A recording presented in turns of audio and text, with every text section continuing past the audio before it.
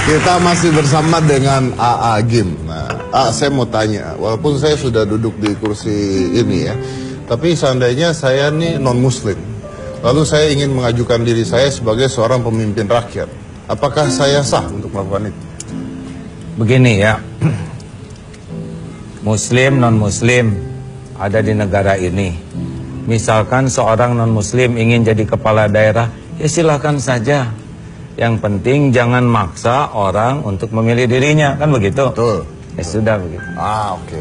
Nah, lalu kemarin kontroversi tentang Pak Ahok tentang surat Al-Maidah ayat 51. Nah, itu sebenarnya isi ayatnya apa itu, Ustaz? Kita tempatkan pada tempatnya dulu lah ya. Kan sekarang sedang heboh. Dan ini yang paling penting dari obrolan ini adalah bagaimana kita bisa mengambil hikmah sehingga tidak hanya sekedar membahas kejadian, tetapi pelajaran apa yang bisa kita ambil sehingga kita bisa menjadi lebih baik. Kalau hanya membahas kejadian, saya kira sudah dimana-mana ya. Itu. Dan basi lah ya kalau kita membahasnya. Satu, bahwa kita ini harus, kalau dalam Islam, agama yang adil, menempatkan sesuatu pada tempatnya. Misalkan Pak Ahok itu etnis Tionghoa, itu bukan pilihan Pak Ahok jadi Tionghoa ya. Dan ini bukan wilayah kita untuk kita bahas, karena itu bukan takdir memilih. Saya jadi orang Sunda tidak milih, sebagaimana Mas Dedi juga tidak milih kan? Apa ini? Ya enggak, kalau misalkan jadi anak kambing, kita lagi kambing sekarang berdua. Iya. Kenapa jadi, saya anak kambing? Enggak sama dengan saya juga kalau anak kambing. Lalu kalau Pak Ahok agamanya Nasrani, itu adalah pilihan beliau, dan itu pun kita tidak ikut campur. Tetapi kalau kemarin pernyataan beliau mengatakan sesuatu tentang yang bukan bagiannya, nah itu namanya melampaui batas, offside. Sehingga ada pihak umat Islam yang merasa, oh ini masalahnya, ya ini wilayahnya. Tapi yang paling penting sekarang, bagaimana kita bisa mengambil hikmah ini. Kita sudah lihat sendiri bahwa ucapan yang tidak terjaga, tidak hati-hati, itu dampaknya bisa sangat keras bagi siapapun juga. Kita, Mas Dedi juga harus hati-hati nih, seceletuk, dua celetuk bisa disomasi, ya kan? Oh iya, undang bintang tamu aja bisa disomasi saya. Iya. Sayang kalau ada kejadian ini kita tidak belajar. Tapi tidak ada hikmahnya, buat apa gitu? Oh ya? Iya. Ini takdir kejadian ini banyak hikmah. Betul. Satu, kita bisa lihat betapa pejabat publik atau siapapun yang jadi sorotan media harus berlipat-lipat kemampuan menjaga lisannya. Karena orang itu kalau mulut ini bahaya sekali ini. Kayak peluru keluar dari laras nggak bisa ditangkap. Repot sekali, harus banyak energi terbuang, konflik ini, banyak waktu, pikiran, rugilah. Betul. Satu, yang kedua, sekarang semua orang juga jadi pengen tahu apa itu Al-Maidah, iya. Betul. Banyak yang marah tapi nggak ngerti. Iya.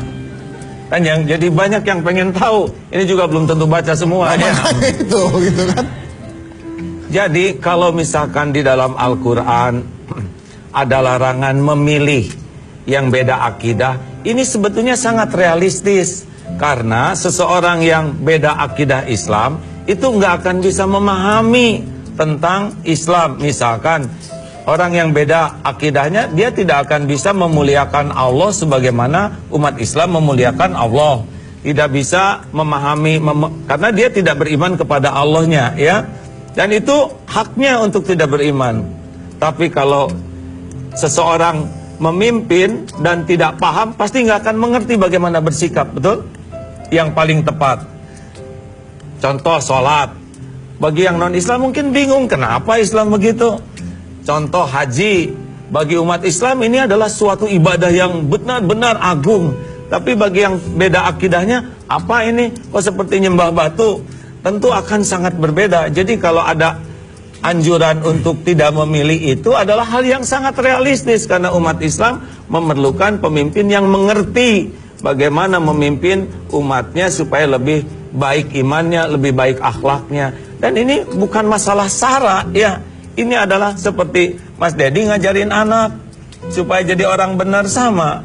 Jadi bukan masalah kebohongan. Saya menganjurkan, silakan baca Al-Maidah. Lah kalau saya disebut kebohongan kan salah, itu kan tugas saya, betul? Betul. Ada di sana tulisannya malah. Ya, dan sekarang saya bersyukur Pak Ahok bisa minta maaf. Lalu apakah ini diproses? Ya nggak apa-apa. Jalan yang menentukan salah benar nanti biar pengadilan. Ya, Pak Ahok kita hargai, minta maaf, dan lebih mantap lagi gentleman, ya, karena beliau yang berucap, beliau tanggung jawab. Dan kita semua belajar, dan kita semua menahan diri, dan ke depan semua lebih baik. Setuju? Setuju. Bagaimana dengan orang yang terus marah-marah, terus anarki? Saya tidak setuju. Ya, marah boleh, tapi berbuat zolim kepada siapapun tidak ada dalam Islam. Ya, Islam tidak mengenal kezoliman, termasuk dalam pertempuran sekalipun. Tidak ada. Islam adalah agama yang adil, menempatkan sesuatu pada tempatnya. Oke, jadi tidak boleh ada penzoliman dan sebagainya. Tidak boleh. Maaf Pak, Rasulullah tuh ada orang ngobrol di atas kuda, disuruh turun tuh. Kenapa? Ya masa ngobrol di atas kuda? Ya biarlah kalau mau ngobrol di bawah saja, karena kan berat punggung kuda. Kasihan kudanya. Ya, untuk hal seperti itu aja dilarang. Ada lubang dipipisin, itu sudah zolim, karena yang di dalamnya kan bisa teraniaya. Ada ibu-ibu ahli ibadah, rajin ibadah, tapi mengurung seekor kucing, tidak diberi jalan untuk nyari makan, dan tidak diberi makan. Itu ibadahnya tuh nggak ada nilainya. Hanya akhlak ke kucing aja sudah begitu. Ada seorang wanita yang hilaf, pezina, kemudian dia melihat ada anjing kehausan. Lalu dia turun ke sumur sampai buka slopnya, ya, dia gigit, turun ke sumur, ambil air, sambil jongkok dikasihkan ke anjing. Ini Allah menyaksikan, dan Allah menghargai kebaikan wanita yang tergelincir berzina ini, memberi minum, itu diampuni dosanya. Bayangkan, sekecil itu. Padahal itu memberi minum seekor anjing. Padahal ini wanita suka zina. Allah menghargai kebaikan sekecil apapun. Itu agama. Jadi sangat indah sekali kalau kita memahami bahwa kita menjaga diri dari kezaliman. Oke, baik.